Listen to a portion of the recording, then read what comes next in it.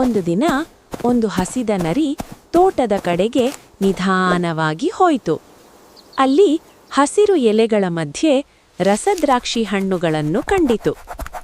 ದ್ರಾಕ್ಷಿ ನೋಡಿ ನರಿಗೆ ತುಂಬ ಖುಷಿಯಾಯಿತು. ಇವತ್ತಂತೂ ಚೆನ್ನಾಗಿ ತಿನ್ನಬಹುದು ಅಂದ್ಕೊಂತು.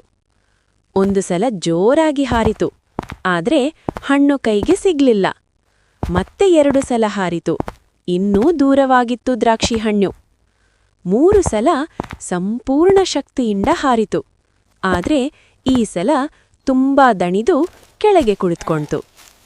ಸ್ವಲ್ಪ ಹೊತ್ತು ಯೋಚಿಸಿದ ನರಿ ತಲೆಯಾಡಿಸಿ ಹೇಳಿತು, ಈ ದ್ರಾಕ್ಷಿ ಹಣ್ಣು ಹಸಿ ಇದೆ, ನನಗೆ ಬೇಡ ಅಂತ ಹೇಳಿ ನರಿ ತೋಟದಿಂದ ನಿಧಾನವಾಗಿ ಹೊರಟೋಯ್ತು. ಈ ಕಥೆ ನಮಗೆ ಹೇಳುವುದು ಏನು ಗೊತ್ತಾ? ಸಾಧ್ಯವಾಗದದ್ದನ್ನು ತಿರಸ್ಕರಿಸುವುದು ಸರಿಯಲ್ಲ. ಹಾಯ್ ಮಕ್ಕಳೇ, ನನ್ನ ಕಥೆಗಳು ಇಷ್ಟವಾದ್ರೆ ಈ ಬಟನ್ ಒತ್ತಿ ಸಬ್ಸ್ಕ್ರೈಬ್ ಮಾಡಿ. Thank you.